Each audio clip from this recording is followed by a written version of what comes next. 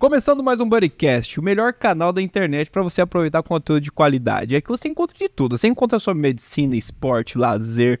E hoje você vai aprender um negócio que você não tem ainda aqui na página. Trouxe aqui uma especialista em psicologia e como é que é o nome do negócio? Neuropsicologia e relacionamento. Olha, chama aí teu marido, avó, tio, aquele vizinho que tá com problema no casamento, tá com um monte de coisa lá. Compartilha com ele, chama ele pra essa live aqui, pra esse podcast que vai mudar a vida de vocês. E, Júlia, cara, que prazer de ter aqui. O prazer é todo meu. E olha, eu tô muito feliz em abordar esse tema. O previsto era outra coisa. Sim. Só que tu começou a falar, achei tão interessante. Falei, não, a gente tem que gravar sobre isso, meu. E tem que ser agora. E aproveitando o embalo, se apresenta, pessoal, aí. Quem é a Júlia? Da onde a Júlia saiu? O que a Júlia faz? Vamos lá, eu sou psicóloga, sou formada já há 5 anos, sou especialista em neuropsicologia e terapia cognitivo-comportamental e agora também sou especialista em relacionamento. Né? Trabalho já na clínica desde que eu saí da faculdade, sempre gostei de psicologia clínica e hoje o meu foco mesmo de atendimento maior no consultório é trabalhar com casais, terapia individual e muitas das terapias individuais têm a ver com ansiedade, compulsão alimentar, né, transtornos alimentares, mas o number one ali mesmo é a questão dos relacionamentos e como isso afeta a nossa vida. Uou! E qual que é a diferença de psicologia e a neuropsicologia? A neuropsicologia é uma especialização da psicologia, é uma vertente.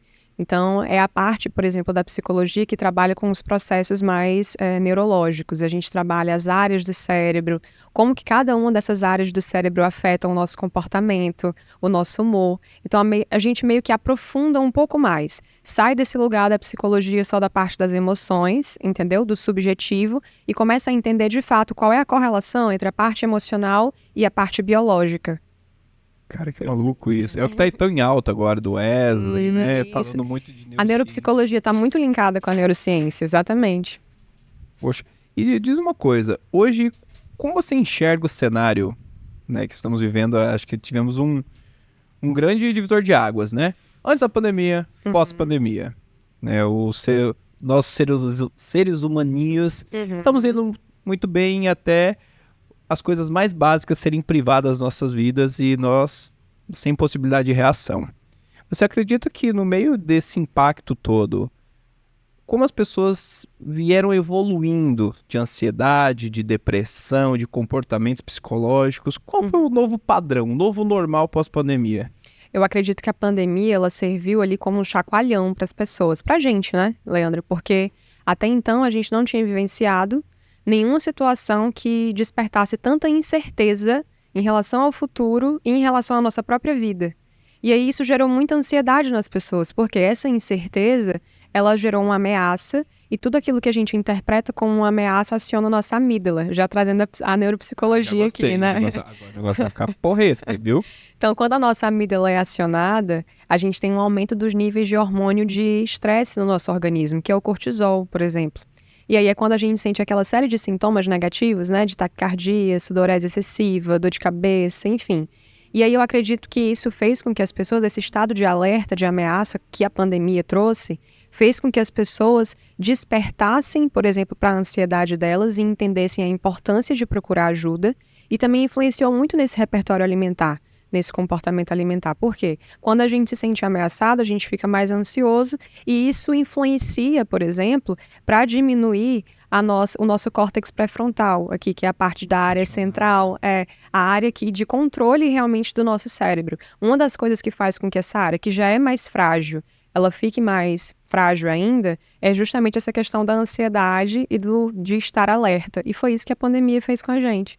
Hoje eu vejo que as pessoas despertaram muito para essa necessidade, tanto que a gente teve um boom, assim, um crescimento muito grande na procura, né, pela psicoterapia durante esse período, e as pessoas também entenderam a importância de cuidar mais da saúde, tanto mental como física, porque a pandemia em si também fez as pessoas acordarem para essa necessidade de cuidar da parte corporal, né, trabalhar atividade física, fazer atividade física, cuidar da alimentação e também dar atenção para esse aspecto emocional que antes era muito negligenciado. Mas sabe o que é maluco? Porque, assim, acredito que a pandemia tirou as pessoas do flow. Exato. O cara vinha num flow. Ele vinha, assim, trabalhando, pagando boleto, cheio de preocupação e tal. De repente, opa! não pode mais, talvez você viva, talvez não, talvez sua família esteja tudo bem, talvez não. Agora, vamos pensar só em você. E deixou as pessoas muito individuais, né? Porque ninguém poderia decidir pela vida do outro. Sim. Por mais que, às vezes, olha, minha família e tal, mas pedi um iFood. Então, era uma incerteza que as pessoas mais seguras, e isso eu achei muito maluco. Com certeza. A pandemia, ela judiou de quem era mais preparado. A pandemia, ela judiou muito mais de quem fazia atividade física do que do sedentário. Sim. Porque o cara tinha uma rotina mental de exercício, tal horário, Produtividade. e principalmente era válvula de escape do estresse. Aí de repente, olha, não pode mais sair de casa.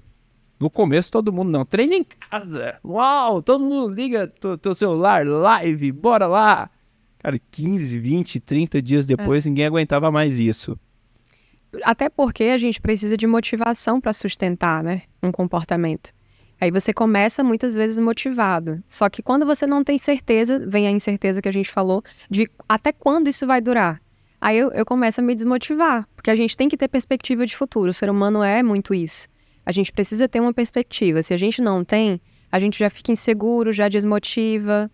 E principalmente precisamos, não sei como funciona tanto com as mulheres. Agora falando mais uma questão holística de dentro do consultório. Aqui nós trabalhamos com nutrologia, medicina esportiva, ortomolecular, só que tratamos algo palpável.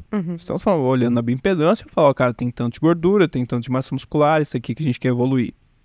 Só que da mesma maneira as pessoas têm muita dificuldade em focar no negócio que ele não palpou um resultado de curto prazo. Depois ele pode focar no longo prazo, mas ele precisa sentir aquelas pequenas vitórias. Pois tô passando uma fome do cacete, mas cadê a gordura que não tá baixando? Exato. E eu acredito que você vê muito essa coisa com o peso da balança, né? As pessoas são muito ligadas ao peso da balança. Eu até brinco, olha, calma. A gente vai focar no elogio de alguém. Alguém tem que estar percebendo que tu tá melhorando. E aí, o que eu fiz? Na época da pandemia, eu já comecei a mudar. Antigamente, as pessoas vinham no consultório, elas se pesavam uma vez no mês. Pesava só na primeira e voltava na consulta. Eu falei, cara, a maioria das pessoas começavam a fazer exercício na última semana. Ele fazia dieta na última semana. Eu falei, não, peraí. Daí eu falei, puxei pra 15 dias. Daí, olha, cada 15 dias eu ia fazer uma bio. Ele fazia, tinha um delay de entrada ali de uma semana, começava a fazer ali só por causa da bio. Ah, bonito. Agora, meus pacientes fazem bioimpedância toda sexta-feira. Eu costumo dizer, acredito que tu deve ter uma explicação muito melhor, que nós, homens principalmente, nós temos grandes problemas em lidar com o fim da motivação. Então nós começamos uma boa decisão, show. Nós começamos motivados, show. Aí depois daquelas 72 horas iniciais ali, que você volta pro mundo real e a vida começa a dar umas chacoalhadas, se você não tiver uma cobrança pra te manter, e daí se no longo prazo você não tiver uma punição pra acontecer, nós ficamos muito levianos. Toda hora você troca de objetivo. Sim, a gente dispersa com muito mais facilidade, né? Eu costumo dizer que a mudança de comportamento, ela precisa ser sustentável para que ela se prolongue e se torne um hábito. Então, você tem um comportamento novo que você quer agregar na sua vida, né? Uma mudança no estilo de vida, por exemplo. As pessoas também são muito imediatistas. Por exemplo, elas não querem começar de uma maneira gradativa para que aquilo ali seja sustentável no dia a dia e elas também não tornam esse novo comportamento fácil. O que a gente tem que ter em mente? Se eu quero fortalecer um comportamento para ele se tornar um hábito, ele tem que ser fácil. Se eu quero beber mais água, eu tenho que ter uma garrafa de água aqui perto de mim. Entendeu? Então, se eu quero não comer besteira, eu vou desinstalar o iFood. Eu vou tornar os hábitos negativos, o comportamento negativo, de mais difícil acesso. E vou facilitar aqueles que eu quero tornar um hábito na minha vida, que é reforçar. Porque todo comportamento que não é reforçado, ele é extinto. Né? Então, a gente precisa estar nesse constante reforço. E a questão da motivação tem muito a ver também com o estímulo que você tem. Por exemplo, eu costumo trabalhar isso no consultório. Se a sua motivação para praticar atividade física for só emagrecer, você vai desmotivar. Com pouco tempo, você vai desmotivar. Porque esse processo não tem altos e baixos. Normal. Você precisa... Exato. Você tem que começar entendendo o seguinte. O meu objetivo central pode ser emagrecer ou ganhar massa. Mas eu também tenho que pensar em mudar o meu estilo de vida para melhor, para eu ter, por exemplo, mais motivação para fazer as coisas, mais energia, entendeu? Eu quero conseguir dormir melhor. Eu tenho que ter outras motivações além dessa central, que é para eu ir olhando para elas quando elas acontecerem. E essa que é um pouquinho mais de longo prazo, eu conseguir me manter sustentado para chegar até lá. Eu vou te dar um exemplo prático disso aí, Júlia. Concurso público que tem TAF. Batata, o cara dá vida estudando pra primeira fase. No exército a gente chama isso de papirar, né? O cara papira. Ele não tem sono, ele não tem disposição, ele tá tão focado, tão compenetrado. Beleza, passou. Digamos, por exemplo, esse pra delegado da Polícia Civil. Passou. Aí ele tá gordo, sedentário há, sei lá, 20 anos. E ele descobriu que tem um TAF agora. Nossa, eu passei, mas eu não imaginava que eu ia passar e agora tem um TAF, eu preciso ficar em forma em 30 dias. Lascou. Porque o hábito de vida estava desorganizado. Há um bom tempo. Focou demais, esqueceu da outra ponta e de repente ele volta pra emergência de novo. E as frustrações rebotes são muito complicadas, né? Demais. Eu vou até trazer um exemplo para você. Eu atendi uma paciente que me procurou faltando 15 dias pro TAF dela. E aí o grande problema dela era que nas voltas que ela tinha que dar, que tem a corrida, né? Sim. Chegava na terceira volta, ela travava. Ela não conseguia dar continuidade, mesmo ela sabendo que ela tinha resistência para fazer aquilo, porque ela já tinha conseguido de outras vezes, tinha melhorado o tempo dela, então ela tinha capacidade. Só que ela travava porque era uma questão realmente mental, ela ficava muito ansiosa. A gente sabe que a ansiedade dá uma prejudicada na respiração, né? Você fica com a respiração mais curta para você correr, você precisa respirar bem. Você precisa controlar a sua respiração. E aí ela travava na terceira volta. Com 15 dias, a gente conseguiu fazer um trabalho com ela, né? Deu uma melhorada, ela conseguiu passar, mas ela disse que naquele momento da terceira volta, o que ela mais lembrava, na verdade, era que ela não podia parar por conta da questão da ansiedade, ela só continuou mesmo a respiração dela estando muito ruim e ela terminou nas últimas. Mas isso é uma exceção, é um caso raro. Porque eu já atendi pacientes que procuraram, assim, trabalhar essa parte emocional, psicológica, para se manter motivado ou para trabalhar uma ansiedade no processo, que não conseguiram, entendeu? Então, as pessoas, elas negligenciam muito, como você falou. Foca aqui no início e esquece do resto. E aí, esse hiperfoco, ele não te ajuda, né? Nos próximos passos, a te manter ali motivado e a sustentar isso a longo prazo. Na geração aqui estamos hoje, né, de Supermans. Costumamos dizer que estamos numa fase que não tem mais aluno, todo mundo virou professor de alguma coisa, só tem gente bem resolvida, só tem gente empreendedora, só tem gente... Só que, às vezes, o cuidar do cuidador vai ficando difícil. É você identificar suas falhas, identificar, cara, eu sou bom nisso aqui, mas, cara, tem umas coisinhas mal resolvidas aqui que se eu não parar... vai brecar meu processo ali na frente e aí eu vou ter que voltar para trás. Então é melhor você brecar um pouquinho aqui, atrasar um pouco mais o crescimento. Atrasar não, né? Diminuir o ritmo. Sim. Do que tu ter que voltar, né? Eu digo que você dá 2 passos para trás só para pegar impulso para você continuar. Eu tive que fazer isso 2 vezes na minha vida, né? Não sei se eu já falei alguma vez, acho que podcast nenhum eu falei sobre isso, né, cara? Né, que para fazer tudo isso, resumo era mais ou menos assim. Graças a Deus, a medicina te dá a oportunidade de ganhar um bom salário logo na entrada, né? Então, poxa, imagina, tu nunca ganhou um salário na vida, do nada eu comecei a ganhar 45 mil reais. Eu achei que ia dominar o mundo.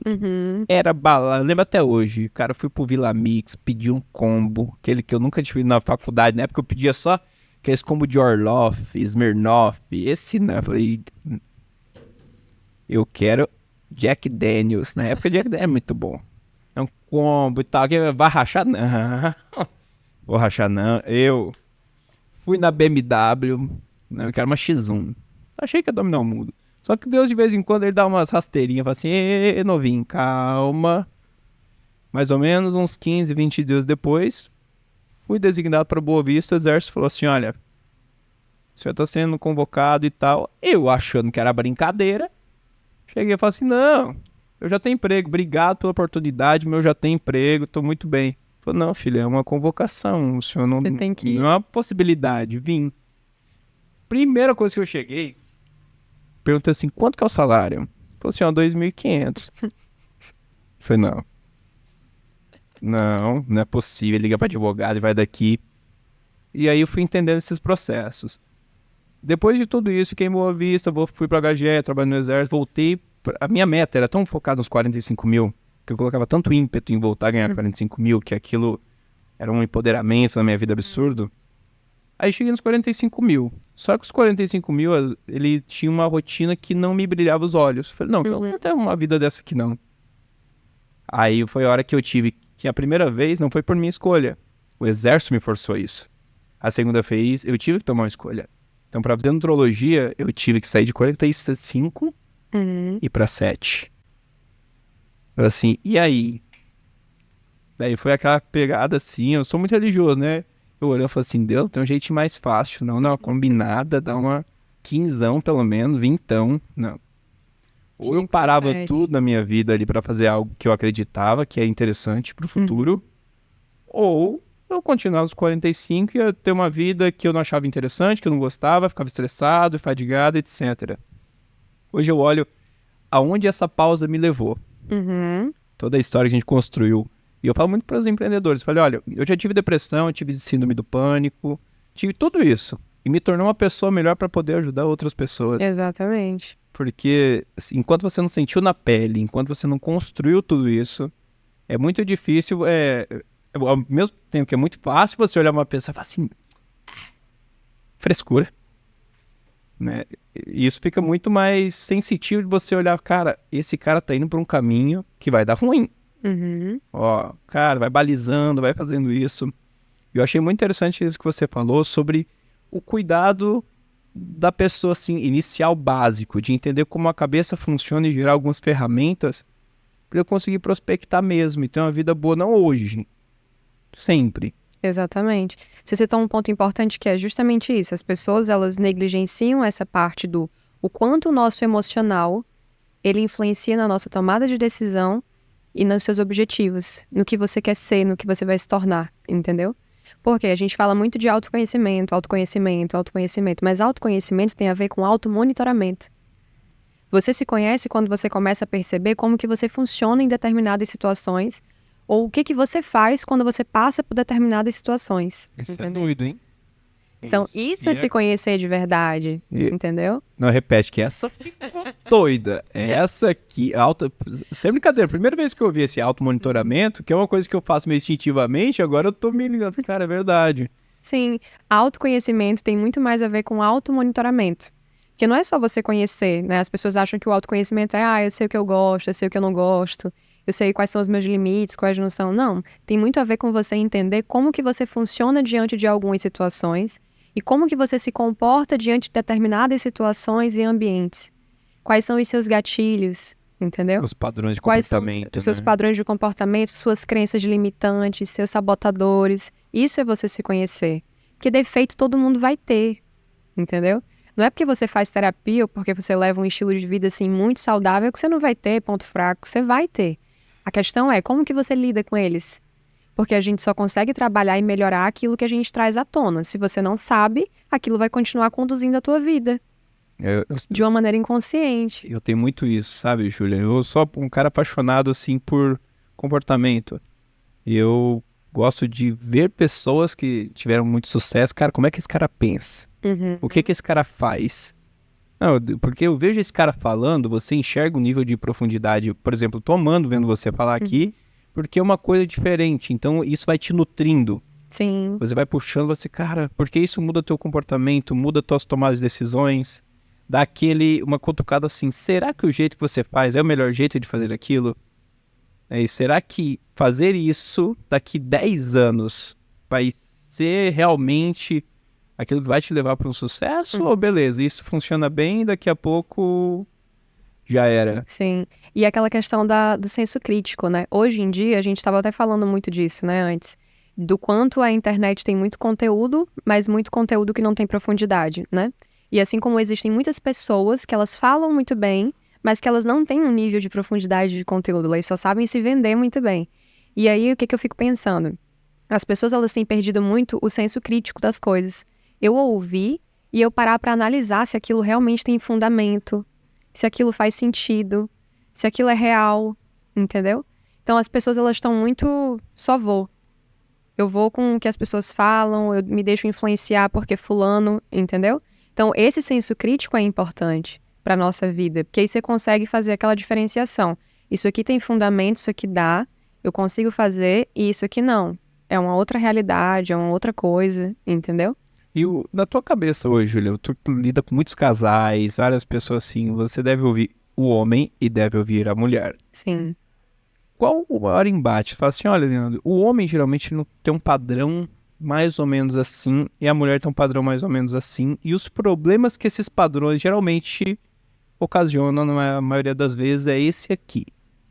Vamos lá, para começar, nós já somos assim de universos diferentes. Homens e mulheres são muito diferentes, né? Então a gente tem tanto a parte biológica muito diferente, os hormônios diferentes, como a questão emocional e comportamental. Então o que eu vejo que é mais assim diferente, que influencia muito nos relacionamentos, como o homem e a mulher se comunicam e eles lidam com as próprias emoções. Os homens, por exemplo, eles tendem a ser mais introspectivos. Vocês lidam com as preocupações, com os problemas, os desconfortos muito mais calados. Vocês primeiro calam para poder elaborar aquela situação, para depois vocês falarem. Então pode prestar atenção, quando vocês tiveram um dia difícil, um dia estressante, vocês chegam e vocês ficam mais retraídos, vocês entram na caverna. No cantinho do nada. É, exatamente. Cantinho do nada. Excelente. Eu sei que você também tem o seu cantinho do nada aí. E aí, o que a mulher costuma fazer? Ela quer falar. Porque enquanto mulheres, a gente já tem uma outra necessidade. Faz parte da própria constituição de vocês essa questão do estar mais calado. Porque naquele tempo pré-histórico, quando vocês saíam para caçar, por exemplo, vocês não podiam ficar conversando. Entendeu? Vocês tinham que ficar calados e se vocês sentirem medo, o que tinha que acontecer? Vocês tinham que reprimir também o medo. Não podia passar isso, né? Então faz muito parte desse processo. Já as mulheres não. A gente, para elaborar o que a gente está sentindo, nossos incômodos, nossas necessidades, a gente fala, a gente gosta de falar para poder organizar isso. E aí os homens, eles calam e as mulheres falam. O que eu vejo que influencia muito na comunicação? A mulher, ela quer falar quando ela tá desconfortável com algo e o cara não quer falar. E a mulher fala por quê? O que ela fala pro cara? Fala! Você não fala nada? Você não tem nada para falar? E aí outro ponto. Vocês têm uma que faz parte realmente da própria constituição de vocês também. Falar mais que duas demandas, levar mais que duas demandas para vocês por vez, vocês se perdem. Então, o ideal é que quando você vai conversar com seu parceiro, né, a mulher vai conversar com seu parceiro, você leve duas demandas e você seja específica. Porque vocês têm uma tendência de se perderem quando a gente vai contextualizando, eu falo de um assunto, entro em outro, depois vou em outro. Quando eu digo, o que você tem para me falar? Você se perdeu. Então a gente precisa ser mais objetiva e não levar a cada conversa mais do que duas demandas para serem trabalhadas. Senão vocês vão ter essa dificuldade. E aí hoje o que eu vejo que é um déficit enorme na maioria dos relacionamentos é a comunicação. Muitos carregam uma comunicação muito agressiva, porque vem da própria história de vida deles, entendeu? Hoje em dia, o que é mais difícil da gente achar é uma pessoa que se comunica de uma maneira assertiva. Que aí envolve, não é nem agressiva, nem é passiva, né? De eu só escuto o que você fala. Eu consegui contextualizar com você de verdade aquilo que eu sinto, as minhas necessidades e o que eu espero de você. E o ritmo de cada um, né, Júlia? Sim. E tu imagina isso, agora puxando, vamos complicar um pouquinho mais, né? E quando você pega duas pessoas que são empreendedores, né, no mesmo ritmo, antigamente é isso, né? A mulher não era, né, cuidava do cara e o cara ia pra luta, aquela confusão, lidar com a empresa, funcionário. Hoje não. A mulher se tornou protagonista em boa parte do mercado e ela que resolve o BO. São mulheres fortes, são mulheres assim que elas chegam e são muito mais assertivas em alguns pontos que homens. E como lidar com essa... Deixa eu ver aqui. Você briga. Você pega duas personalidades diferentes concorrendo entre si, trazendo uma chuva e uma avalanche de problemas. E falando assim, ó, não, mas eu tenho um amigo que é assim, né? E a gente todo jantar... Não, seu problema é mole. O meu é que é brabo. Não, o seu... Olha, mas é porque você não tem tanto funcionário. E como é que você vê essa interação comercial hoje afetando a relação dos casais? O que eu vejo? Existe tanto a dimensão masculina como feminina. Quais são os pontos do universo ali da dimensão masculina, né? Que faz parte das energias. Essa questão do foco, da atenção, de uma proatividade, entendeu? Vocês são mais, tem uma iniciativa ali. Quais são as coisas, as características do universo feminino? A gente é mais sensitiva, mais detalhista, entendeu? Mais empática, mais afetuosa, entendeu? Não que a mulher não possa ter, e claro que tem, é o ideal, aspectos da dimensão masculina. O que eu vejo que acontece quando existe esse embate é quando tanto o homem como a mulher, por exemplo, a mulher ela tem uma dimensão masculina muito elevada, não está equilibrada. E o homem tem uma dimensão masculina também, que a dele, a feminina, ela está em desequilíbrio. Por exemplo, se você é essa pessoa que tem uma dimensão masculina muito elevada e a sua feminina é muito baixa, você não vai levar em consideração essas coisas que fazem parte do universo feminino e que é importante para o seu negócio. Você não tem a mesma capacidade que uma mulher para os detalhes, para o cuidado com as pessoas, para o tato, aquele feeling, muitas vezes. Sua mulher tem. Se você não leva isso em consideração, você vai entrar no embate porque os papéis eles não vão estar bem estabelecidos. Não vai estar cada um exercendo a sua função. A gente vai estar se misturando. Então, quando o casal ele tem esse papel muito bem estabelecido, e isso não só nos negócios, dentro do relacionamento também, a gente evita muito menos desgaste, entendeu? Você evita poucas brigas em relação a isso, porque eu sei o meu papel, você sabe o seu. E aí cada um, no seu lugar, entendeu? Agora, quando essas energias elas estão disfuncionais, desequilibradas, que é o que eu vejo que acontece muito, por exemplo, o homem tem uma agressividade, vocês têm uma agressividade que faz parte de vocês. E isso é importante porque motiva, move vocês para fazer as coisas. Mas se essa agressividade ela estiver num nível muito elevado, vocês já vão ser agressivos num nível negativo, entendeu? Que é aquela do impor, meu jeito, entendeu? Então é diferente. Entendi. E isso acontece...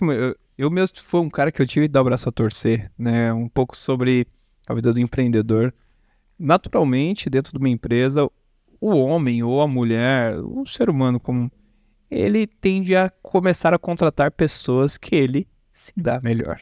Pessoas mais parecidas com ele, pessoas que não confrontam, pessoas que tudo que ele fala assim, tá top, tá bom.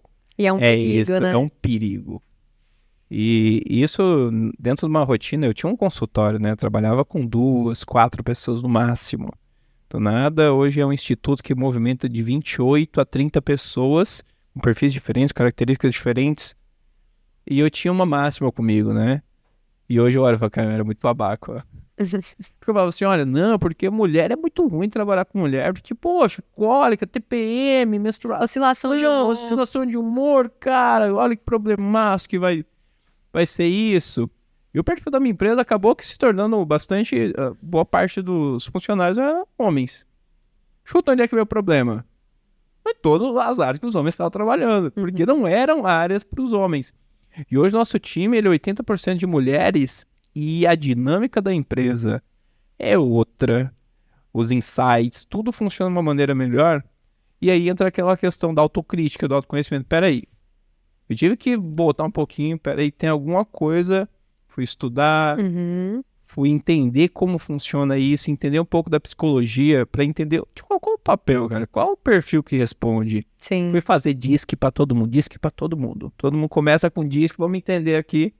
E quanto mais a gente sabe, menos a gente sofre. Sim. Eu acho que esse conhecimento, eu tenho certeza que esse podcast vai ajudar muita gente a entender que o teu problema não é o maior problema do mundo e o teu problema tem um jeitinho mais fácil de resolver. Sim, e que é possível você ter essas duas, as características tanto femininas como masculinas, sendo homem e mulher, entendeu? Porque a mulher também precisa disso. Senão ela entra naquele mood também muito passiva, entendeu? Com aquela dificuldade de tomar decisões, de se posicionar diante de algumas situações. Então é importante esse equilíbrio. Hoje você, por exemplo, tem mulheres trabalhando com você. Você precisa que elas tenham esse tato, né? Que faz parte da dimensão feminina, porque a gente tem uma visão periférica também melhor, entendeu? Para enxergar as coisas, para perceber as pessoas, porque a gente tem essa sensibilidade, mas você também precisa disso, para lidar com seus pacientes, para saber se sair de situações ali que ficaram mais desagradáveis. Se você não tiver isso, entendeu? Então é necessário tanto o homem como a mulher desenvolver essas duas dimensões e terem elas equalizadas. Eu acho interessante também o time da empresa. Da mesma maneira que você tem que perceber como líder, como gestor, em que time que a tua empresa está passando agora, para tu não ser ignorante, para tu não ficar persistindo. Talvez o cenário lá para trás funcionasse, né? Pro nível que vai subindo, você tem que, como se fosse um tabuleiro, né, de xadrez. Você vai movimentando peças-chaves e o nível vai mudando e os comportamentos vão mudando pra caramba. E quanto mais a gente vai evoluindo, você começa a enxergar isso de uma maneira mais assertiva, igual você falou. Você não bate mais cabeça com coisinhas minuciosas, né? Você amplia o seu nível de consciência para justamente você saber colocar as pessoas e as situações e não ter tanto desgaste nisso. Poxa, que legal. E agora, bora para mais um bloco. Bora botar fogo no parquinho, né? Bom, falamos um pouco sobre neuropsicologia, agora a gente vai acentuar um pouquinho. Uhum. Bom, entendemos que mulheres até seus 30 anos, ela tem uma produção hormonal um pouco mais linear, homens também. E aí a gente entra bagunçando um pouquinho. Além de tudo, essas mudanças hormonais fazem com que o homem e a mulher, elas tenham reações ou mais afloradas ou mais reprimidas. Por exemplo, a gente brinca que o homem estrogênico, né? Que é aquele cara que come mal pra caramba, começou a testosterona dele foi baixando, veio ganhando mais gordura, aromatizou ali. Esse cara vai ficando mais apático. E ele sente, cara, a performance dele empurrada. Ele fala assim, cara, a cabeça manda, o corpo não obedece. E esse cara, ele precisa romper isso. E muitas vezes, e no caso da mulher também, que ela sente hoje sintomas de menopausa precoce. Sim.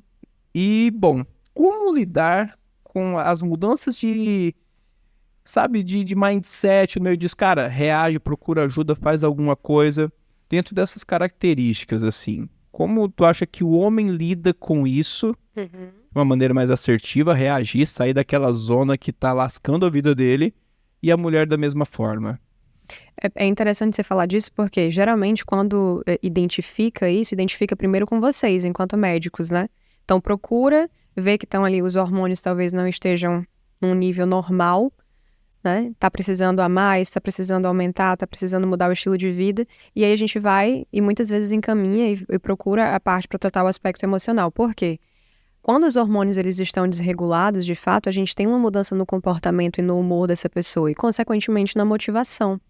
Então, quando eu recebo um paciente desse no consultório, a gente vai trabalhar, uma das primeiras coisas até na anamnese é justamente isso, quando apresenta esse tipo de comportamento. Eu já pergunto se fez um check-up recente, para a gente ver também se tem alguma questão só biológica ali envolvida ou se existe uma junção entre as duas coisas. Então, o que costumam trabalhar? Como que tá o relacionamento dessa pessoa? Como que é o trabalho dessa pessoa? Entendeu? Então, porque tudo isso influencia, né? Para você ter ou um aumento do cortisol, que é o hormônio do estresse, e consequentemente você ter outros hormônios mais baixos, né? E como que é tal o estilo de vida dessa pessoa? Porque você falou da motivação, o cara que tá mais apático para fazer as coisas, muitas vezes tem a ver com aquilo que ele tá vivendo no trabalho, no relacionamento, tanto amoroso como familiar. E tudo isso a gente precisa levar em consideração, porque eu digo que a gente não trata a patologia das pessoas, você trata a pessoa como um todo, né? Então eu preciso olhar para todos esses lados. E é uma das coisas que eu me preocupo no consultório, de ver também se tem alguma questão biológica envolvida. Super, pra gente não ficar patinando, né? Sim. Uma das coisas que a gente falava bastante, sabe, Júlia? O cara chega assim, tá, eu tenho muita dificuldade de comer, sei lá, de parar de comer arroz. Eu falei, olha, quantas pessoas sentam com você pra comer todo dia? Eu assim, eu e minha mulher. Tua mulher tá magra? Não. Se só tem duas pessoas que comem, aquela história do hábito, né? Ele, mas ela não entende. Eu falo assim, mas ela tá bem? E assim, eu vou soltando algumas coisas. Eu falo assim, cara, então tu acha que faz sentido entrar os dois nessa pegada? Trazer pra jogar, porque vai melhorar a tua vida. Só que tu tem que ter uma empatia também de olhar o outro e incentivar. Porque, assim, é muito difícil alguém comer salada olhando o outro comer pizza. Total. E isso, beleza, tu vai resistir um tempinho, mas vai virando uma queda de braço que não vai levar a lugar nenhum, não tem. Não. Ao mesmo passo que não tem como você se sentir bem, saradão na praia, olhando o teu parceiro, poxa, reprimido, com uma roupa não tá legal, todo incomodado. Então, o estilo de vida vai ficando diferente, a comida vai ficando diferente. e as restrições vão ficando diferentes, né? Eu vejo isso no consultório, eu falo muito. Quando vem uma pessoa, ou o homem ou a mulher, e aí começa o processo. E aí a gente vê que essa pessoa, ela começa a evoluir. E ao passo em que ela evolui, ela começa a ter alguns problemas no relacionamento. Por quê? Porque ela tá crescendo, ela tá evoluindo, e o parceiro não tá acompanhando, ou a parceira. Então, gera ali uma assimetria, entendeu? Como que faz? Não tem como. Por isso que se você procura se desenvolver, eu acredito, na verdade, que uma das características mais importantes para você ter um relacionamento saudável e um estilo de vida saudável é você estar com uma pessoa que quer crescer e evoluir tanto quanto você. Porque se não tiver essa perspectiva ali alinhada, da gente evoluir, da gente ser melhor, não vai funcionar. E isso serve tanto para evoluir, crescer como pessoa, como para você melhorar sua saúde, seu estilo de vida. Precisa ter essa sintonia. Aulas, viu, senhor? Aula. Não, Ju, tá absurdo esse podcast, cara. A gente vai ter que gravar uns 8, 9, 10 Vamos, partiu. Tô dentro. Não, porque é muito legal. Acho que assim, a psicologia é muito bacana. Até estava conversando agora com a Ismaila sobre isso. Agora, a psicologia tem que ir para onde a nutrologia também foi, né? Palpar, trazer. Assim, ó, filhão, é o seguinte, se você se comporta assim, teu faturamento no fim do mês é X. Se você, cara, tá dormindo mal, tá com uma vida cheia de gatilho errado, cara, tua produtividade é X e o teu faturamento é X. Agora, e aí? A gente continua assim, a gente muda, a gente sai desse marasmo. E pra gente fechar com chave de ouro, agora top 10 da vida, 5 comportamentos de casais de sucesso. A tua percepção. Primeiro deles, né, a gente acabou de colocar aqui, você tem que ter uma perspectiva de crescimento. Um mindset positivo de crescimento. Eu quero crescer, eu quero evoluir. Se você tiver aquela mentalidade, um mindset de mediocridade, você não vai conseguir fazer isso, né? E se tiver um parceiro assim, vai ser mais difícil. Então, o primeiro ponto, ter esse mindset de crescimento, de evolução. Você querer crescer junto com seu parceiro e querer ser melhor. Segundo ponto, você ter um estilo de vida mais saudável e mais regrado. Quando a gente fala regrado, não é rígido, não é inflexível, mas é você praticar atividade física, você se alimentar bem, você ter foco no seu trabalho, você ter perspectiva de futuro. Então, isso é importante, porque uma pessoa, eu costumo até falar isso, uma pessoa que ela tem foco, ela consegue trabalhar o próprio corpo, ela se alimenta bem, ela consegue fazer qualquer coisa. Qualquer coisa. Porque não é fácil. Come o que não gosta e deixa de comer o que gosta. Ela consegue fazer qualquer coisa. Então, você se cuidar tem muito a ver com isso também, né? Então, ter esse estilo de vida mais regrado ali, mais saudável é importante. Terceiro ponto, diálogo, comunicação. Trabalhar o diálogo e a comunicação dentro do relacionamento. Conhecer ali quais são os seus gatilhos, seus traumas, suas sombras. Fazer terapia, autoconhecimento mesmo. Porque dentro da relação, eu costumo dizer que todos os nossos traumas e as nossas sombras, elas clareiam dentro da relação. Então, tudo aquilo que você tem mal elaborado, mal resolvido, no seu relacionamento, ele vai vir à tona. Então, trabalhe para você se conhecer e trabalhar para você também conseguir ressignificar esses pontos fracos, esses traumas, essas sombras, essas coisas que acabam te colocando para trás. Porque aí você vai conseguir não transformar isso dentro do relacionamento num problema e, consequentemente, a comunicação, o diálogo, os acordos dentro do relacionamento vai ser muito melhor. Né? E a gente precisa de comunicação para tudo. Tudo que você vai resolver, você precisa saber falar, né? Com seu parceiro. Já até me perdi, tô no terceiro ponto. Eu já tô vidrado aqui. Pronto. Quarto ponto. Eu acredito que é muito importante você ter um trabalho que te dê sentido, entendeu? Ali, uma pessoa, os casais de sucesso, se você parar para prestar atenção, são pessoas que elas têm prazer naquilo que elas fazem e elas são bem estabelecidas na área em que elas atuam. Porque como, por exemplo, não necessariamente você precisa ter áreas distintas, você pode trabalhar com seu parceiro, mas você ser feliz com aquilo que você faz e você ter um lugar naquilo ali, entendeu? Por quê? Você viver na sombra, você se sentir, por exemplo... sentir que você tá só na sombra do seu parceiro ou que você não tem um sentido, não é protagonista, exatamente. Isso vai fazer com que gere muito, muito conflito na relação, porque eu sempre vou achar que eu tô atrás.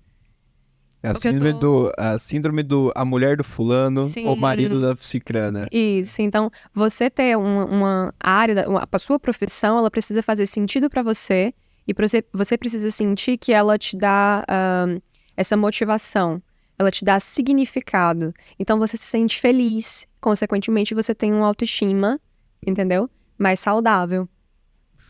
E aí, pra gente finalizar, né? Além de todos esses pontos, é importante que a gente trabalhe a convivência. Muitos casais, eles param de cuidar da relação depois que eles já estão com essa pessoa até um determinado tempo. E cuidar do relacionamento, cultivar essa relação, é justamente para que ela seja saudável e duradoura, né? Então, os casais de sucesso, se você parar para prestar atenção, eles têm hábitos, eles fazem coisas, têm programações ali em comum, eles têm tempo de qualidade, eles têm uma conexão, uma sintonia, entendeu? Porque casais desconectados, eles entram muito em conflito, consequentemente, a produtividade deles é muito mais baixa. Se a gente tem essa conexão, fica muito mais fácil da gente estabelecer acordo, da gente determinar quais são os nossos planos, os nossos objetivos. Então, um casal que tem isso alinhado, ele vai muito mais longe. E tempo de qualidade não necessariamente precisa ser muito tempo. Não. Até porque com o estilo de vida que a gente leva hoje, né, a gente passa muito mais tempo no trabalho, e aí passa mais tempo longe mesmo. A questão é, o que você faz com esse tempo junto? Tem até uma coisa legal que eu indico bastante, que é sentar para estabelecer esses objetivos. Tirar realmente um tempo, de tempos em tempos, com seu parceiro ou a sua parceira, e você analisar quais são os nossos objetivos daqui 3 e 5 anos. O que a gente quer estar fazendo? Quais são as nossas metas financeiras, profissionais e as individuais, entendeu? E as que envolvem o casal. Quando você faz isso, você está alinhado. E aí as pessoas acham que é besteira, né? Muitas vezes. Pô, mas vai dar muito trabalho fazer isso. E o negócio é assim, levar a vida como um jogo subjetivo. Imaginar que o outro tá entendendo o que você acha que ele tá entendendo. Sim, eu digo que o óbvio precisa ser dito. E as pessoas acham que não, mas precisa. Então, o casal que ele tá alinhado nesse sentido, a gente não vai ter um gasto de eu querer uma coisa e você querer ter outra, entendeu? A gente não vai ficar brigando porque eu quero de um jeito e você quer de outro. A gente já vai estar alinhado. Então, a gente não vai perder muito tempo. Então, é melhor que a gente pare, sente e veja isso agora do que a gente ficar tendo conflito a longo prazo. Então, todos os casais que você for parar para prestar atenção, que são casais de referência, eles têm esse hábito de, não, nós temos perspectivas alinhadas, objetivos, metas, tanto individuais como do casal. E a gente se ajuda, né? Porque as suas metas individuais, muitas vezes elas não vão estar correlacionadas com as metas do casal. Mas o apoio, o suporte para o seu parceiro e para a sua parceira faz toda a diferença. Porque o seu parceiro ou a sua parceira feliz, satisfeito, vocês vão voar juntos, entendeu? Isso é muito legal e faz todo sentido nesse mundo louco que a gente vive, onde pra tudo é mais difícil, né? É difícil tu ter empresa, é difícil tu ter um shape, é difícil tu ter um relacionamento, é difícil tudo. Só que junto é mais fácil. Total. E se tiver bem dividida a carga, fica lindo. É como aquela frase, né? Que você pode até caminhar sozinho, mas quando você tá acompanhado, você vai mais longe, Muito. né? E, Júlia, olha, foi um prazer, cara, foi um podcast, um aprendizado absurdo. E quando a gente encontra pessoas assim, que abordam um tema tão delicado, de uma maneira tão leve, assertiva, comunicando assim, de uma maneira que, poxa, pra mim já foi uma terapia aqui, já. Free. Olha que beleza. Daí você traz um convidado e ganha uma terapia de casal. Já gostei. Na próxima a gente vai fazer mais tempo, fazer uns 8 podcasts desse aqui. Foi um prazer, Leandro, é muito bom. Eu acredito que é muito legal a gente unir esses universos, né? Porque só tem a agregar. Então, como eu digo, eu trabalho com as pessoas e enxergo elas como todo. Então, você como médico, eu como psicóloga, todos os assuntos, eles têm influência. Porque se a pessoa ela não estiver bem emocionalmente, ela não vai conseguir emagrecer, não vai conseguir hipertrofiar. Se a relação ela não estiver legal, vai influenciar na motivação, no que ela vai fazer. Então, tá tudo interligado. Então, para mim, foi um prazer e é muito legal a gente conseguir fazer essa troca. Essa conexão, né, só tem a agregar na vida das pessoas e da nossa também. Com certeza, mulher. E para você que acompanhou esse podcast aqui, você já sabe para quem você vai mandar esse podcast aqui, né? Pois é, se teu namorado, se teu marido assistiu, beleza. Se não, manda o link para ele. Eu tenho certeza que você vai agregar na sua vida e na vida das outras pessoas. E é um prazer, como sempre, estar com vocês. Agora me ajuda também, né? Pô, ativa o sininho, compartilha, vem com a gente, traz mais conteúdos e comenta aqui caso você tem um tema, cara, seria muito legal que o Leandro falasse sobre isso aqui. Comenta aqui, vai deixando que o que a gente conseguir levar de conteúdo pra vocês vai ser um prazer, a gente vai se esforçar bastante, viu? Fiquem com Deus e até mais.